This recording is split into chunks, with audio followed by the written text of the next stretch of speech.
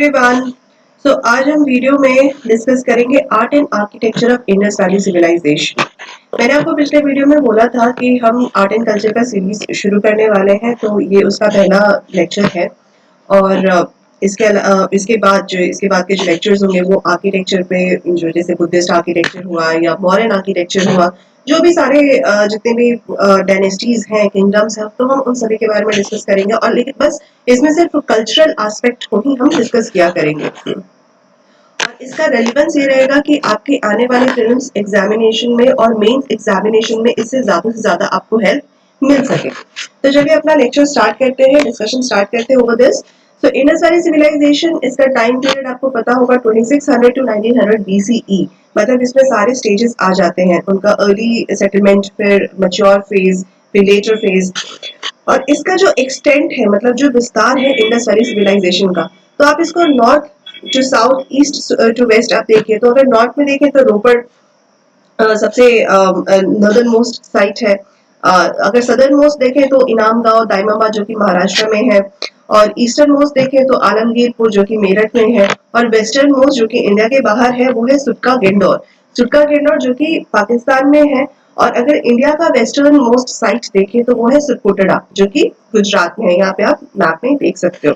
सुरकोटड़ा वही जगह है, वही साइट है जहाँ पे घोड़ों की हड्डियों के अवशेष मिले, मतलब हॉर्स बोन्स रिमेन्स मिले। कुछ कुछ फैक्ट्स आपको इंडस वैली सिविलाइजेशन में पता होना चाहिए। इसके जो इम्पोर्टेंट साइट्स हैं, जैसे धौलावीरा हुआ, मोहनजोदाड़ो, हड़प्पा, राखी गढ़ी, कालीबंगा, तो इनसे रिलेटेड जितने भी सेटलमेंट्स और इसके जो एविडेंसेस हैं उसके बारे में आपको जानकारी होना बहुत जरूरी है। चलिए, art and architecture of Indus valley civilisation. अगर इसके आर्ट फॉर्म्स की बात करें तो कौन कौन से हमें आर्ट फॉर्म्स मिलते हैं, जैसे स्कल्पचर हुआ, इनके सील्स हैं, पॉटरी है, गोल्ड ज्वेलरी है, टेराकोटा फिगर्स हैं। तो इन सब चीजों से हमें इनके आर्किटेक्चर और इनके आर्ट फॉर्म या आर्ट एंड कल्चर के बारे में हमें पता चलता है। आर्किटेक्चर का कैसे पता चलता है, जिनकी बिल्डिंग्स के रिमेन्स मिले हैं, जो हमें जो एक्सकेवेशंस हुई है उसमें जो बिल्डिंग मिला है, तो उसके बेसिस पे हमें इनके पूरे आर्किटेक्चरल लेआउट का पता चलता है। हम उसको डिस्कस करेंगे। दो मेजर साइट्स हैं इसके, और जो इनिशियल फेजेस में जो एक्सकेवेशंस हुई वो था हड़प्पा सिविलाइजेशन, जो कि सबसे फर्स्ट साइट रहा जहाँ पे एक्सकेवेशन हुआ, इसीलिए इसको बोला जाता है Harappa civilisation. Harappa was the first site. दूसरा बड़ा और मेजर साइट है मोहनजोदाड़ो। मोहनजोदाड़ो, जब इसकी खुदाई हुई, जब एक्सकेवेशन हुआ, तो Mohenjodaro one of the biggest sites था, जहाँ पे पूरा का पूरा एक लेआउट क्या है इस पूरे इंडस वैली सिविलाइजेशन का, उसके बारे में हमें जानकारी मिली। जैसे ये जो मोहनजोदाड़ो है, अगर आप इसका, आपको गूगल पे वो पिक्चर्स मिल जाएगी, अगर एरियल व्यू देखो तो एरियल व्यू में वो सारे वो चीजें हैं जिसके बेसिस पे इस पूरे सिविलाइजेशन के बारे में हमें सारी जानकारियां मिली। जैसे हम कहते हैं कि जो टाउन है वो वेल प्लान्ड था, वेल लेआउट था। कैसे? दो पार्ट्स में डिवाइडेड था, अपर टाउन, लोअर टाउन, हम इसको डिस्कस करेंगे आगे। तो वो पूरा का पूरा मोहनजोदाड़ो से एक पूरा आइडिया मिला। ठीक है, तो इसलिए these two sites, these are one of the biggest sites, जिसके बारे में पढ़ करके या इसका अध्ययन करके हिस्टोरियंस हुए या आर्कियोलॉजिस्ट हुए, तो इन लोगों ने पूरा का पूरा एक जानकारी इकट्ठी की कि ये सिविलाइजेशन कैसा था, यहाँ के लोग कैसे थे, उनका पहनावा उढ़ावा कैसा था, क्या खाते थे, कैसा ट्रेड था, मतलब सोसाइटी किस तरीके से चलती थी। तो वो सारी जानकारियां हमें यहाँ से मिली। तो हड़प्पा जो हड़प्पा है वो कहाँ पर है? नॉर्थ में है। और रावी रिवर है, रावी नदी के लेफ्ट बैंक पे ये लोकेटेड है। मोहनजोदाड़ो साउथ में है, जो कि इंडस या सिंधु नदी के राइट बैंक पे है। और इनका जो सिविक, जैसे मैंने बोला कि बहुत सारी हमें जानकारियां मिलती हैं, तो इनके जो पूरा सिविक प्लान है वो बहुत एक्सटेंसिव है, तो काफी सारी जानकारियां हमको इन्होंने दी। इसके अलावा जो इंडस वैली सिविलाइजेशन है उसके आर्किटेक्चर की बात करें तो उनके घर, जो मार्केट था, स्टोरेज फैसिलिटीज मतलब ग्रीनरी, ऑफिसेज, पब्लिक बाथ मतलब ग्रेट बाथ, तो इन सब चीजों के बारे में अध्ययन करके बहुत सारी जानकारियां जो हिस्टोरियंस है, आर्कियोलॉजिस्ट हैं, उन लोगों ने इकट्ठी की। और जो पूरा सेटलमेंट था वो एकदम ग्रिड लाइक पैटर्न में वो पूरा स्टेबलाइज्ड था या अरेंज्ड था। ठीक है, अब देखो ग्रिड लाइक क्या होता है, ग्रिड लाइक पैटर्न क्या होता है। ग्रिड्स हमने सुनी होंगी, जैसे ब्लॉक्स होती है ना? जैसे आज भी अगर हम घर देखें तो रोड जा रहा है, रोड के किनारे में या रोड के आसपास में ऐसे ब्लॉक्स बनी हुई है और उन ब्लॉक्स में घर बने हुए हैं। तो वैसे ही वो पूरा का पूरा ग्रिड सिस्टम था, वो काम करता था उनका। अब इसके आर्किटेक्चर की अगर हम बात करें तो आप देखो बहुत ही जो एक यूनिक फीचर है that is called town planning. और टाउन प्लानिंग अगर आप इस पिक्चर में देखो जो आपके राइट हैंड साइड पर है और फर्स्ट पिक्चर, इसमें टाउन प्लानिंग बहुत ही अच्छे से दिखाया गया है। जैसे एक अपर रेस्ड प्लेटफॉर्म पे एक टाउन है और उसके नीचे क्या है, एक लोअर टाउन है, मतलब वहां पे पूरा एक पूरा सिटी बसा हुआ है या पूरा एक लोकेलिटी बसी हुई है। तो अपर टाउन जो कि अप्रेस्ड है, अप्रेस्ड प्लेटफॉर्म पे बनी है, जैसे आप देखो मेडिवल सोसाइटी में या एंशिएंट सोसाइटी में ऐसे महल बने हुए थे जिसके बहुत सारे रिमेन्स है। आप गुजरात में देखो, राजस्थान में देखो तो आपको ऐसे फोर्ट्स दिखेंगे। तो फोर्ट कैसा है, एक बहुत ही अपर प्लेटफॉर्म पे बना हुआ है और उसके बिल्कुल नीचे जो काफी नीचे है पूरा का पूरा शहर बसा हुआ है, पूरा गांव या टाउन बसा हुआ है। तो वैसे ही इस तरीके का ही एक लेआउट हुआ करता था हड़प्पन सिविलाइजेशन में। तो पिक्चर में आप देख सकते हैं कि अप्रेस्ड प्लेटफॉर्म है जिसको क्या बोलते हैं, माउंड बोलते हैं।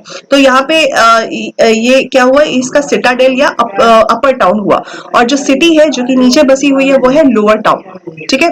सो हड़प्पा और मोहनजोदाड़ो दोनों में ही हमें सिटाडेल या एक्रोपोलिस मिलता है और ये जो एक्रोपोलिस या सिटाडेल है या अपर टाउन भी इसको बोलते हैं, यहाँ पे रूलिंग क्लास रहा करती होगी। तो ये अनुमानित है कि यहाँ पे रूलिंग क्लास या ब्यूरोक्रेट या एडमिनिस्ट्रेटिव विंग जो था वो रहता होगा, क्योंकि देखो कोई भी सोसाइटी है तो उसका कोई ना कोई लीडर तो होगा ही, चाहे वो किंग हो या एडमिनिस्ट्रेशन हो, कुछ तो रहा ही होगा। तो हड़प्पास के बारे में ज्यादा जानकारी तो नहीं है कि वो एक रूलिंग सोसाइटी थी या फिर वहां पे प्रीस्ट थे, टेम्पल्स थे, ये सारी जानकारी हमें नहीं मिलती है क्योंकि एक्सकेवेशन में इनके बारे में कुछ भी हमें नहीं मिला है।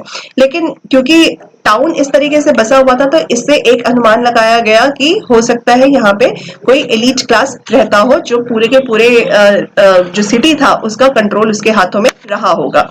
सिटाडेल के नीचे लोअर टाउन है और लोअर टाउन में जो घर हैं वो ब्रिक्स के बने हुए हैं, मतलब ईंटों के बने हुए हैं।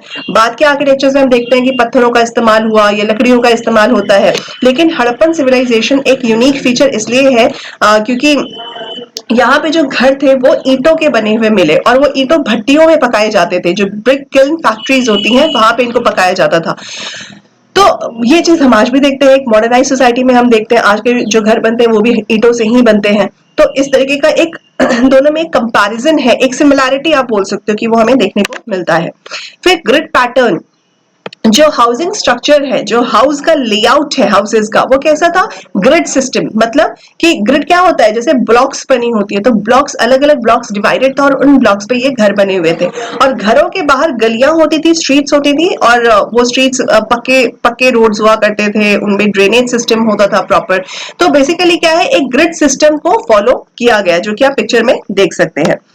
इसके अलावा ग्रेट बात, अब देखो जो ग्रिड पैटर्न सिस्टम है या ईंटों के बने हुए मकान है ये है लोअर टाउन का हिस्सा। ठीक है। ग्रेट पाथ की अगर मैं बात करूं तो ये है अपर टाउन का हिस्सा। क्यों, क्योंकि ग्रेट पाथ, इसका नाम इसलिए दिया गया ग्रेट पाथ क्योंकि जैसे पिक्चर में आप देख सकते हो कि एक ऐसा स्ट्रक्चर मिला जो काफी बड़ा सा एक वाटर स्टोरेज टैंक था। ठीक है। इस टैंक में, अच्छा ये स्टोरेज किस लिए था, क्योंकि फॉर लिमिटेड टाइम इसको इसमें वाटर को स्टोर करते थे। चारों तरफ से सीढ़ियां बनी हुई थी और सीढ़ियों के बिल्कुल नीचे जो सरफेस था वो ईंटों का बना हुआ था। तो मतलब ये परमानेंट नहीं था, ये टेम्परेरी था। और जब भी कोई ऐसा सेरेमोनियल ओकेजन हुआ करता होगा तो यहाँ पे रिचुअल बेदिंग हुआ करती होगी, क्योंकि एक कुंड है तो कुंड का इस्तेमाल किस लिए किया गया, इसका ये अनुमानित तौर पे एक आइडिया दिया गया कि हो सकता है इसको सेरेमोनियल रिचुअल्स के लिए इस्तेमाल किया जाता होगा। और वही चीज अगर आप आज देखो तो आज के डेट में हम देखते हैं कुंभ मेला या फिर लूनर एक्लिप्स या सोलर एक्लिप्स में लोग होली बेदिंग करते हैं या और भी बहुत सारे ऐसे ओकेजन होते हैं जब लोग गंगा में डिप करते हैं या होली बेदिंग होती है। तो वैसे ही ग्रेट बात भी इसका इस्तेमाल किया जाता रहा होगा और लोकल पीपल इसका इस्तेमाल करते थे। और ये जो ईंटों का जो सरफेस है जहाँ पे पानी होता था, इसके साथ में एक ड्रेनेज भी है, तो जब वो ओकेजन खत्म हो जाती होगी तो पानी को ड्रेन आउट कर दिया जाता होगा। इसके साथ, इस ग्रेट बाथ के साथ में कुछ कमरे थे जो कि चेंजिंग रूम के तौर पे इस्तेमाल किया करते होंगे। मतलब कि जो विमेन होंगी, विमेन को ये फैसिलिटीज दी हुई होंगी कि आप चेंजिंग रूम का इस्तेमाल करिए। तो बहुत ही एक मॉडर्नाइज्ड वे में चीजों को बनाया गया था। इसके अलावा ग्रीनरी, अब देखो ग्रेनरी क्या है, ग्रेनरी मतलब जैसे ग्रेन स्टोरेज होता है, जैसे आज के डेट में हम एफसीआई की बात करें, फूड कॉर्पोरेशन ऑफ इंडिया, क्या होता है कि जितने भी सरप्लस अनाज या ग्रेन्स होती हैं वो फूड कॉर्पोरेशन ऑफ इंडिया में जाकर के उसको बफर स्टॉक कर देते हैं, तो इमरजेंसी में आप उसको इस्तेमाल करते हैं। अब देखो ग्रेनरी से ये समझो, ये पता है कि ग्रेनरी मिला, ग्रेनरी कहाँ मिला, ये मिला अपर टाउन में, ये एक जानकारी है। दूसरी जानकारी है कि आखिर ग्रेनरी क्यों था। देखो ग्रेनरी इसलिए हो सकता है, जैसे मैंने बोला कि अपर टाउन है तो कोई एलीट क्लास या ब्यूरोक्रेट रहा हो या एडमिनिस्ट्रेशन रहा हो। अब ग्रेनरी है तो जो जनता है वो खुद तो जाकर के स्टोर करेगी नहीं, वो करेगी तो अपने घरों में करेगी। तो हो सकता है कि granary as a taxation they use to pay, जो लोकल जो लोअर टाउन में जो लोग रहते थे, तो ग्रेनरी को एज अ टैक्स ये लोग पे करते रहे होंगे, और जो भी ये ग्रेन रहा होगा ये इस ग्रेनरी में जाकर के स्टोर हो जाता होगा। तो ये एक अनुमान हो सकता है कि जो टैक्सेशन सिस्टम था वो ग्रेन बेस्ड था, मतलब जो भी फूड प्रोडक्शन हुआ है वो लोगों को टैक्स के तौर पे करना पड़ता होगा, और वही टैक्स ग्रेनरी में जाके स्टोर करते होंगे। अच्छा अभी आप पिक्चर देखो ग्रेनरी का जो कि मोहनजोदाड़ो में मिला, इसे पता कैसे चला कि ये ग्रेनरी है, तो इन ग्रेनरी में अब जैसे रिमेन्स है, हमें रिमेन्स के आधार पर ही पता चलता है, तो जिनके जो दरारें होती हैं उन दरारों में कुछ गेहूं और बार्ले के रिमेन्स मिले या उनके कुछ अवशेष मिले। उन अवशेषों से ये अनुमान लगाया गया कि ये फूड स्टोरेज या फूड क्रॉप स्टोरेज रहा हो, और इसका नाम दिया गया ग्रेट ग्रेनरी। और ये ग्रेनरी सिर्फ मोहनजोदाड़ो में नहीं है, हड़प्पा में मिली, फिर कालीबंगान में मिली, हड़प्पा में 6 ग्रेनरीज मिली है, और इसके साथ साथ हड़प्पा में एक थ्रेशिंग रूम भी मिला है जो कि सर्कुलर ब्रिक प्लेटफॉर्म पे बना हुआ था। मतलब वहां पे सिर्फ ग्रेन्स ही स्टोर नहीं होते थे, मतलब एक आप कह सकते हो कि रेडी टू यूज ग्रेन भी रखा जाता होगा, मतलब सिर्फ जो वीट है, वीट को रेडी टू यूज करके रखते होंगे, उसकी थ्रेशिंग प्रॉपर होती रही होगी। और इसके अलावा कुछ लेबर्स के भी रूम हड़प्पा में हमें देखने को मिलते हैं, 2 एडजेसेंट रूम्स थे जो कि एक बैरक की तरह उसको बनाया गया था, तो हो सकता है कि वहां पे लेबर्स रहते होंगे। इसके अलावा ड्रेनेज सिस्टम भी आपके अपर टाउन लोअर टाउन दोनों का ही हिस्सा होगा। कैसे, जो जो ग्रिड पैटर्न जो हाउसेस थे, जो ब्लॉक्स में हाउसेस थे, तो हाउसेस के साथ साथ रोड बने हुए थे, और ये रोड कैसे थे, इन जैसे घर के बाहर अगर स्ट्रीट है, स्ट्रीट में जो रोड जा रही है, तो घर के बाहर क्या होगा, एक ड्रेनेज पाइप होगी, एक ड्रेनेज सिस्टम प्रॉपर फॉलो किया होगा, जो कि आप पिक्चर में देख सकते हो। और इस ड्रेनेज जो ये ड्रेनेज सिस्टम था, इसको ईंटों से या फिर वुड जो स्टोन स्लैब्स था उससे उसको ढक के रखते थे, तो प्रॉपर हाइजीन का भी ये लोग ध्यान रखते थे। इसके अलावा जो ये ड्रेन है, जो ये ड्रेनेज सिस्टम है, ये स्मॉलर ड्रेनेज किसमें जाता था, ये बिग ड्रेनेज में जाकर के सारा का सारा पानी ड्रेन आउट होता था। तो हो सकता है कोई बड़ा वाटर बॉडी हो या इंडस रिवर हो, तो उसमें ये सारा का सारा पानी ड्रेन आउट हुआ करता था। इसके अलावा है आपका डॉकयार्ड जो कि ये दर्शाता है कि कोई ना कोई ट्रेड रिलेशन रहा होगा। डॉकयार्ड कहाँ मिला, लोथल में मिला, और बहुत ही फेमस है, टाइटल लॉक है। और गुजरात का जो आप मैप में आप देख सकते हो, जो गुजरात का जो लोकेशन है वहां पे ये लोथल है, लोथल में ये डॉकयार्ड हमें देखने को मिलता है। तो डॉकयार्ड क्योंकि ये अरेबियन सी में है, तो अरेबियन सी से होते हुए इसका ट्रेड के लिए इस्तेमाल करते हुए, because they were well known of navigation, they were well known of ship building, और ये वहां से अरेबियन सी होते हुए मेसोपोटामिया जो कि ईरान में है, मॉडर्न ईरान, तो मेसोपोटामिया से इनके ट्रेडिंग रिलेशंस थे। कैसे पता चला, क्योंकि मेसोपोटामिया के सील्स हमें हड़प्पा में देखने को मिले और हड़प्पा के सील्स हमें मेसोपोटामिया में देखने को मिले, तो इसका मतलब ये हुआ कि हमारा ट्रेडिंग रिलेशन मेसोपोटामिया से था, क्योंकि वो कंटेम्प्रेरी सिविलाइजेशन थी। तो अरेबियन सी से होते हुए इनका पूरा ट्रेड चलता था, और लोथल के डॉकयार्ड पे आकर के शिप्स डॉक होती थी, और वहां से फिर जो भी जो एक्सपोर्ट या इंपोर्ट हुआ करता था, जो भी कमोडिटीज होती थी, वो फिर पूरे शहर में जाती थी, जो कि आज भी हम यही पैटर्न फॉलो करते हैं। अब देखो, that was about architecture of Indus valley civilisation. Now will discuss about art of Indus valley civilisation. तो इसका अगर आप इंडस वैली पढ़ते हो तो इसको 4 चीजों में आप डिवाइड कर दो। पॉलिटिकल ऑर्गेनाइजेशन, जो कि ज्यादा जानकारी हमें नहीं है। इसके अलावा जो इसका आर्किटेक्चर था, जो हमने अभी डिस्कस किया। इसके अलावा आर्ट में काफी सारी चीजें आती है। उसके बाद कल्चर आता है। तो आर्ट में आप देखो तो जिनके आर्टिफैक्ट्स हैं तो वो इसका हिस्सा है। For example sculptures, seals. तो देखो स्कल्पचर कैसा है, जो एक बहुत ही फेमस स्कल्पचर मिला, जो कि एक बियर्डेड प्रीस्ट का स्कल्पचर है, या आप मूर्ति इसको बोल सकते हो। तो कैसा है, एक अच्छा, इनको एक नाम दिया गया कि ये बियर्डेड प्रीस्ट है, मतलब एक जो एक पुजारी होता है, तो वो उनको ये नाम दिया गया जिसकी दाढ़ी है। अच्छा, बियर्डेड इसलिए बोला गया क्योंकि इसका जो बियर्ड है उसका थोड़ा सा यूनिक स्टाइल है। आप देख सकते हो कि लीनियर पैटर्न में इसकी बियर्ड शेप्ड है। इसका हेयर मिडिल पार्टीशन है, और इसने जो कपड़े पहने हैं इससे अनुमान लगाया गया कि ये प्रीस्ट हो सकता है, क्योंकि इसने जो एक शॉल ओढ़ा है वो शॉल एक इसके लेफ्ट शोल्डर को कवर कर रहा है और राइट शोल्डर ऐसे ही नेकेड है। तो इससे ये अनुमान लगाया कि, क्योंकि आज भी अगर आप देखें तो प्रीस्ट क्या है, प्रीस्ट इसी तरीके के कुछ जो अटायर है या कपड़े हैं वो ऐसे ही पहनते हैं। जो शॉल है that is having trefoil pattern, मतलब 3 फ्लावर्स बने हुए, मतलब फ्लावर पेटल्स हैं, 3 फ्लावर पेटल्स बने हुए, इसको बोलते हैं ट्रिफॉइल पैटर्न। तो ट्रिफॉइल पैटर्न में इसने, मतलब इसका मतलब ये हुआ कि अपने ड्रेसेस को लेकर के दे वर वेरी मच कंसर्न्ड। ठीक है, अब देखो, अब ऐसा कुछ एक यूनिक तरीके के कपड़ा को पहनना या कपड़े के स्टाइल को पहनना, तो इसका मतलब ये कि ये अपर टाउन का हिस्सा हो सकते हैं, ये लोअर टाउन का हिस्सा नहीं होंगे। दूसरा, ये इन्होंने अपने आर्म में एक आर्मलेट पहना हुआ है, एक ताबीज पहनी हुई है, तो इससे भी अनुमान लगाया कि ये प्रीस्ट हो सकते हैं। इसके अलावा कुछ नेक पे इनके होल्स हैं, होल से ये अनुमान लगाएगी कि इन्होंने कुछ नेकलेस पहना होगा। तो इस तरह की एक डिटेल्ड इंफॉर्मेशन मिलता है इस स्टैचू से या इस स्कल्पचर से। So sculpture art was very very extensive, very important of Indus valley civilisation, और ये इसका बहुत ही इंपॉर्टेंट हिस्सा है इनके आर्ट का। इसके अलावा ब्रॉन्ज कास्टिंग, अब देखो बहुत ही फेमस है bronze dancing girl, we know about that, लेकिन इसकी जो टेक्निक है इसको बोलते हैं लॉस्ट वैक्स स्टैचू या लॉस्ट वैक्स टेक्निक। इसमें होता क्या है कि एक वैक्स से एक आकृति बनाई जाती है, मतलब जो वैक्स है, वैक्स से एक आकृति बनाया, उसके ऊपर जिस तरीके की आकृति बनाई है उसको क्ले से ढक दिया, मतलब उसके ऊपर क्ले का एक कवर दिया। जब क्ले सूख जाता है उसको सन ड्राई कर दिया, क्ले सूख गया, फिर जो वैक्स है, वैक्स को आप आग में उसको गला करके उसको मेल्ट करके आप पूरा का पूरा वैक्स आप निकाल देते हो।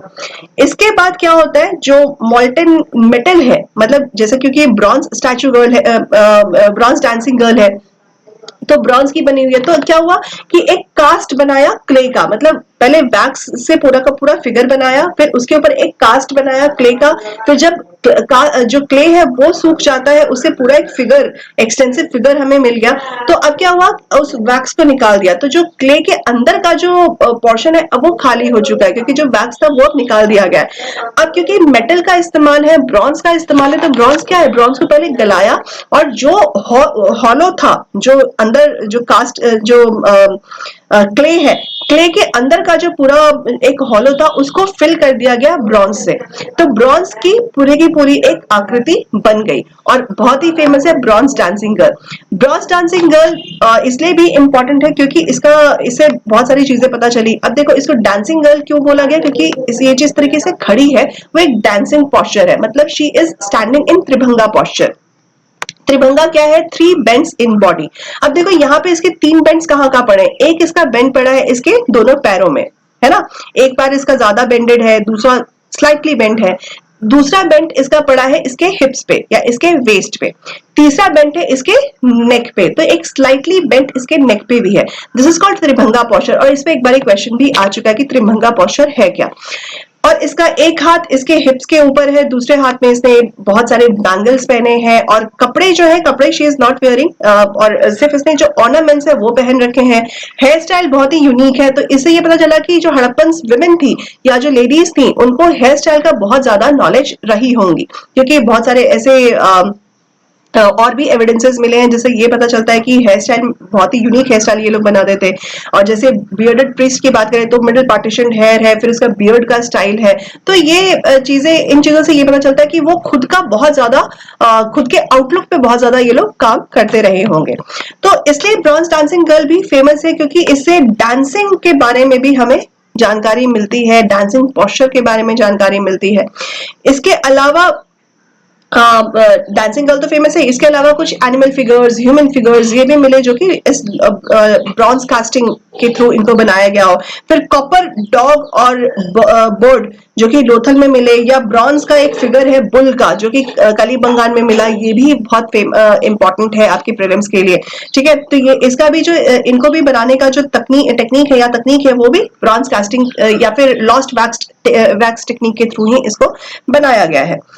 इसके अलावा टेराकोटा, टेराकोटा भी इनके आर्ट का एक हिस्सा है। देखो टेराकोटा क्या है, टेराकोटा का मतलब होता है कि कोई भी मिट्टी से कुछ आकृति बनाना या फिगर बनाना और उसको ये भट्टी में या फिर सन ड्राई करके इसको पका लेते थे, दैट इज कॉल्ड टेराकोटा।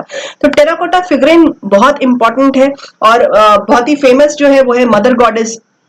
कैसे उनको नाम क्यों दिया गया मदर गॉडेस का, क्योंकि जो मदर गॉडेस के जो टेराकोटा आप देखोगे उनके हेड पे एक हेड गियर है ना, एक मुकुट है जो कि फैन शेप्ड हेड गियर है, और she is standing in a posture. So उससे ये अनुमान लगाया गया कि हो सकता है कि एक ये मदर गॉडेस और लोग इनको पूजते हो, क्योंकि बहुत ज्यादा ऐसे फिगर्स देखने को मिले। तो इससे ये एक अनुमान लगाया गया कि ये इनको एज अ डेटी इनको पूजा जाता रहा हो। इसके अलावा गुजरात और कालीबंगान के साइट्स पे भी बहुत सारे टेराकोटा फिगर्स मिले, और जैसे व्हील कार्ट जो कि आप पिक्चर में देख सकते हो, कुछ टॉयज टेराकोटा के बने हुए मिले जिसे बच्चे अम्यूजमेंट के तौर पे जिसका इस्तेमाल करते हो। तो ये भी इम्पोर्टेंट है। इसके अलावा सील्स, अब देखो सील्स का बहुत एक्सटेंसिव यूज हुआ करता था और मल्टीपल यूज हुआ करता था। जैसे सील्स, देखो अब सील्स होती क्या, सील्स माने मोहर या मोहरे।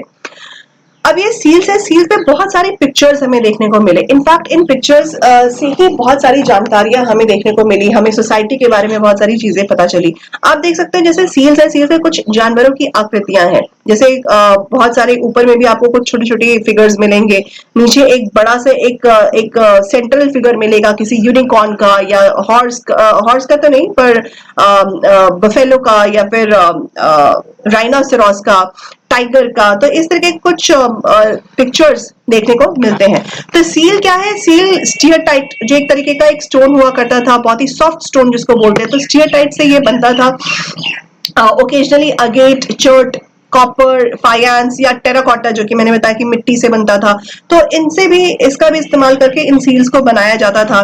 जैसे यूनिकॉर्न है, राइनोसेरॉस है, टाइगर है, एलिफेंट है, बफेलो है, गोट है, तो इन सब का पिक्चर आपको इन सील्स पे देखने को मिलती है। इसके अलावा सील्स का जैसे मैंने बोला कि मल्टीपर्पज यूज होता था, तो सील का हम एक पर्पज हम ये देखते हैं कि ट्रेड में इसका इस्तेमाल होता था। क्यों, क्योंकि मेसोपोटामिया में हमें हड़प्पा की सील्स मिली या इंडस वैली की सील्स मिली, और इंडस वैली में हमें मेसोपोटामिया की सील्स मिली। तो इसका मतलब ये हुआ कि जो मीडियम ऑफ एक्सचेंज था वो मनी ना होकर के या तो बार्टर सिस्टम होगा, नहीं तो सील रही होंगी। ठीक है, कुछ मोहरों के आधार पे वो ट्रेडिंग हुआ करती होगी। तो ये इसका एक यूज हुआ। दूसरा यूज क्या था कि इस सील को एज अ एम्यूलेट भी लोग कैरी किया करते थे। एम्यूलेट माने ताबीज। ठीक है, अब देखो ये ताबीज है, तो इससे एक और चीज पता चलती है कि आगे हम जब ऋग्वैदिक एज आप पढ़ोगे और जब हम उसका कुछ चीजें हम डिस्कस करेंगे, तो उसमें जैसे अथर्ववेद है, तो अथर्ववेद क्या है, उसमें कुछ जो स्पेल्स एंड चार्म्स है, मतलब रोग को भगाने के लिए कुछ मंत्र है। ठीक है, तो अब ये चीज देखो, इसको इससे कनेक्ट किया गया क्योंकि हड़प्पा के लोग थे, ये भी इन एम्यूलेट का इस्तेमाल इसीलिए किया करते थे कि कुछ जो रोग है या फिर कुछ स्पिरिट है उसको भगाने के लिए इस्तेमाल किया जाए। इसीलिए बोला जाता है कि जो अथर्ववेद है वो होना हो जो लोकल हैबिटेंट्स है, जो हड़प्पन थे उनसे बिलोंग करता है, क्योंकि जो उसका मैटर है, जो सब्जेक्ट मैटर है वो लोकलाइज्ड है। ठीक है, तो इससे इसको कनेक्ट करते हैं कि यहाँ पे हड़प्पन्स का एक ये एविडेंस मिला कि वो एम्यूलेट्स के तौर पे सील्स का इस्तेमाल करते हो।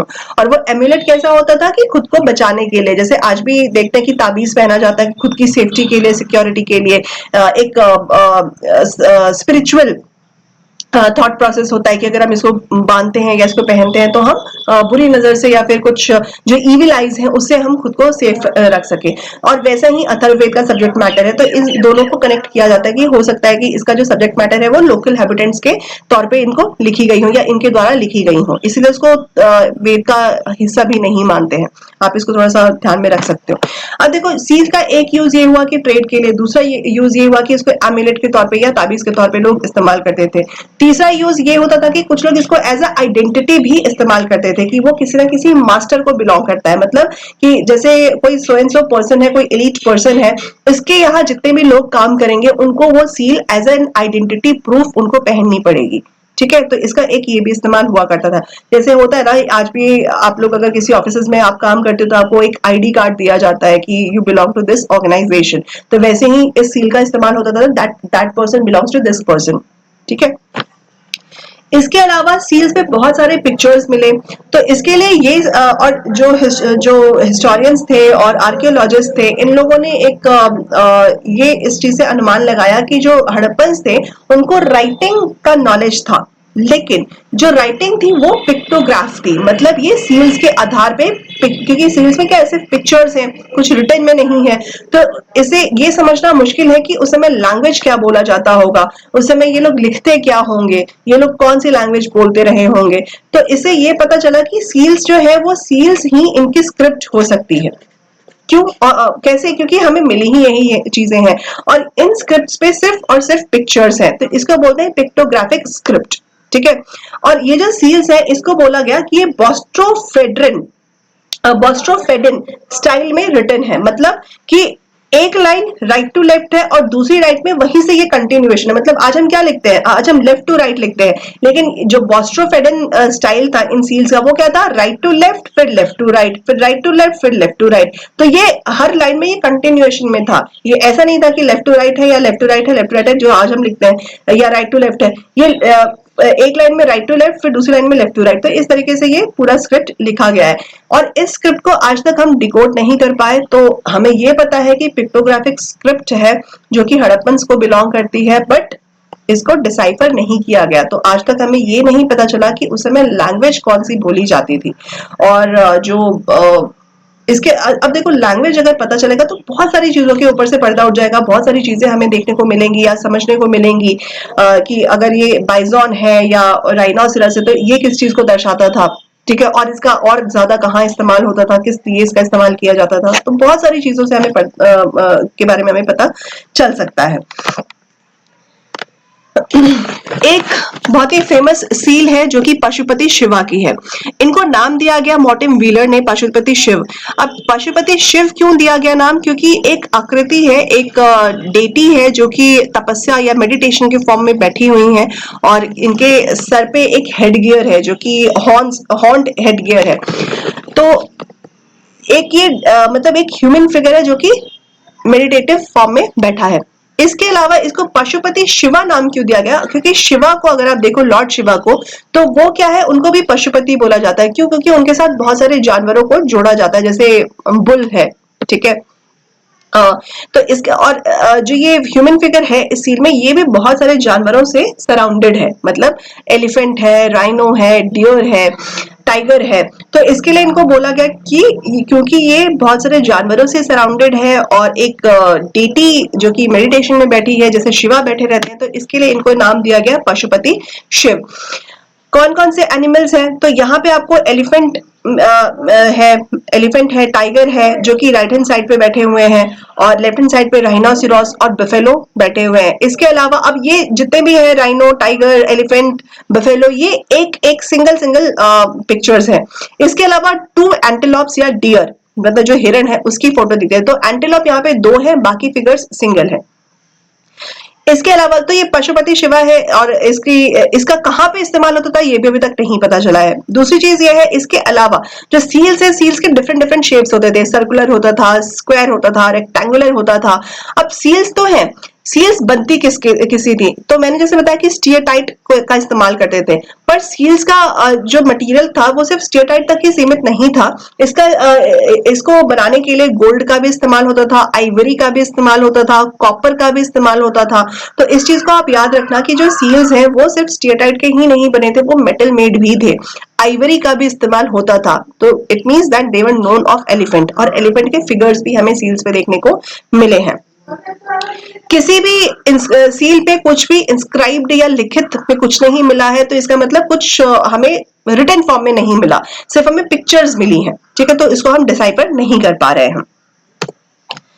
इसके अलावा इनके आर्ट का अगर हम हिस्सा देखें तो पॉटरी, पॉटरी देखो, पॉटरी ना, अब अगर मैं पूरे एंशिएंट कल्चर की बात करूं तो पॉटरी बहुत ही अहम हिस्सा है पूरे कल्चर को डिफाइन करने का, क्योंकि पॉटरी के ही हिसाब से पूरा का पूरा कल्चर का नाम दिया गया है। जैसे पेंटेड ग्रेवेयर, रेड ग्रेवेयर, है ना, नॉर्दर्न ब्लैक वेयर, है ना, नॉर्दर्न ब्लैक पॉलिश्ड वेयर, ओकर कलर्ड वेयर।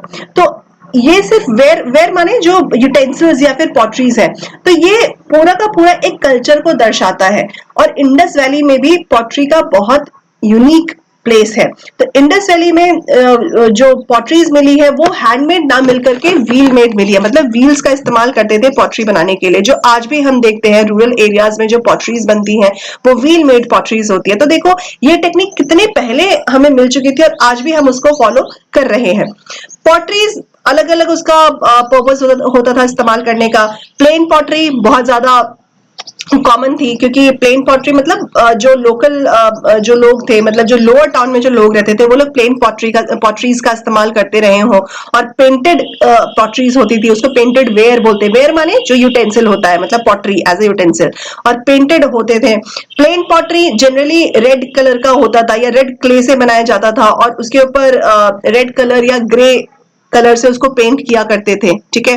तो इसको रेड ग्रे वेयर भी बोलते हैं, ब्लैक एंड रेड वेयर भी बोलते हैं। मतलब ब्लैक कलर का जो बैकग्राउंड है वो है, उसके ऊपर रेड कलर की पेंटिंग है, या रेड कलर का बैकग्राउंड है उसके ऊपर ब्लैक कलर से कुछ पेंट किया गया है। तो इस तरीके की जो पेंटिंग्स है वो हमें हड़प्पन सिविलाइजेशन में मिलती हैं।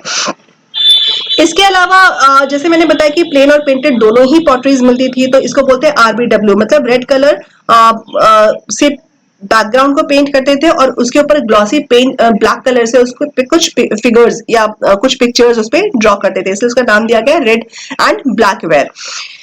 और ये जो फिगर्स होते थे कैसे होते थे, ट्रीज, बर्ड्स, एनिमल्स, इनके फिगर्स या कुछ लीनियर पैटर्न में कुछ फिगर्स ड्रॉ किया करते थे।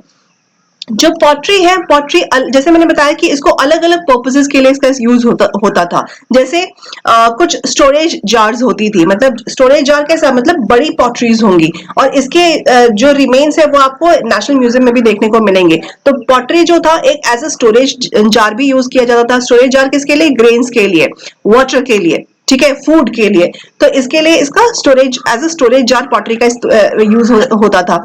इसके अलावा कुछ पॉटरीज मिली जो कि मिनिएचर पॉटरीज है, मतलब बहुत ही छोटी छोटी आकृतियां हैं पॉटरीज की। हिंदी में इसको बोलते हैं मृद भांड, मतलब जो पॉटरी उसको बोलते हैं मृद भांड, मतलब मिट्टी से बने हुए बर्तन। तो कुछ हमें छोटी छोटी मिनिएचर पॉटरीज हमें मिली। अब मिनिएचर पॉटरी है, मतलब ये किसी स्टोरेज के लिए तो होंगी नहीं, तो ये किसके लिए होंगी, ये डेकोरेटिव पर्पसेस के लिए होंगी। इनको घर में सजाने के लिए, साज सज्जा के लिए इनका इस्तेमाल किया जाता होगा। इसके अलावा हमें कुछ परफोरेटेड पॉटरीज मिलती है। परफोरेटेड मतलब क्या, कुछ जालीदार पॉटरी, मतलब पॉटरी में कुछ होल्स हैं, तो इन होल्स का इस्तेमाल भी लैंप के तौर पे किया जाता होगा, कि उसके अंदर कोई एक लैंप जला दिया, उसके ऊपर से उसको उस पॉटरी को रख दिया, तो इससे क्या होगा कि एक बहुत ही ब्यूटीफुल एरिना हमें देखने को मिलता है। इसके अलावा परफोरेटेड पॉटरी का इस्तेमाल करते होंगे स्ट्रेनिंग के लिए, मतलब जो कुछ अगर ग्रेन को आप धो रहे हो तो उसको स्ट्रेन करने के लिए, या फिर लिकर को स्ट्रेन करने के लिए, तो लिकर की स्ट्रेनिंग के लिए भी ये परफोरेटेड पॉटरीज का इस्तेमाल होता था। तो ये सब, ये जितने भी हमें चीजें मैंने डिस्कस की, ये सारे इनके आर्ट का हिस्सा है। इसके अलावा इनका कल्चर में इनका रिलीजन आ जाता है। तो रिलीजन के बारे में हमें ज्यादा जानकारी नहीं है, क्यों, क्योंकि एक तरीके से एक इगैलिटेरियन सोसाइटी हमें देखने को मिलती है, क्योंकि कहीं पे भी ऐसा नहीं दिखा कि कोई रिलीजियस डिवीजन है। अगर पशुपति शिवा की सील मिली तो वो हर जगह हमें इन सील्स को हमने देखा। इसके अलावा कुछ मदर गॉडेस के टेराकोटा मिले, या फिर एक फर्टिलिटी गॉड का एक टेराकोटा मिला, तो वो यूनिफॉर्म तरीके से वो चीजें हमें देखने को मिली। तो रिलीजन के लिए हमें कुछ ज्यादा ऐसे कुछ एक्सटेंसिव इंफॉर्मेशन हमें नहीं मिलता है। इसके अलावा कुछ फैलिक फैलिक माने जो शिवलिंग होती है, तो शिवलिंग के शेप के कुछ लिंग्स हमें मिले जो कि हर एक साइट पे वो देखने को मिला। तो इसका मतलब ये हुआ कि जो रिलीजन था वो यूनिफॉर्म था, कोई डिवीजन नहीं था। तो ज्यादा जानकारी हमारे पास नहीं है। इसके अलावा ग्रेट बाथ जो हम डिस्कस कर चुके हैं, तो ग्रेट बाथ एक सेरेमोनियल ओकेजन के लिए बनाया गया होगा जहां पे सभी लोग आकर के होली डिप लेते होंगे। तो वो भी हर एक साइड पे हमें देखने को मिलता है। इनका ट्रेडिशन या कल्चर, तो ट्रेडिशन या कल्चर इनके ड्रेसिंग सेंस को आप से आप एक अंदाजा लगा सकते हो। फिर इनकी ज्वेलरी, गोल्ड मेड ज्वेलरी थी, तो जो एलिट क्लास होगा वो गोल्ड की ज्वेलरी पहनती होंगी। जो लोअर या लोग जो लोअर टाउन के लोग रहते होंगे वो बीड की ज्वेलरीज पहनते होंगे। तो इस तरीके से एक अनुमान लगाया जा सकता है। ये सारी इंफॉर्मेशन आपको एनसीईआरटी फाइन आर्ट से मिल जाएगी। इसके अलावा अगर आपके पास एएल बाशम की a wonder that was India है, तो आप उसमें इंडस वैली सिविलाइजेशन वाला थोड़ा सा कुछ 3 to 4 पेजेस में ये सारी इंफॉर्मेशन मेंशन्ड है, तो आप वहां से आप पढ़ सकते हो। सो इस वीडियो में बस इतना ही। अब नेक्स्ट वीडियो में हम इसके आगे के जो कल्चर है या आगे के जो टाइम पीरियड है उसमें उसके आर्किटेक्चर और आर्ट को हम डिस्कस करेंगे। Thank you so much. All the best for the examination. जो भी आपके डाउट्स हो आप कमेंट सेक्शन में लिख सकते हो या आप टेलीग्राम पे आप उसको भेज सकते हो। I will answer over that. Thank you so much. Have a nice day. Bye bye.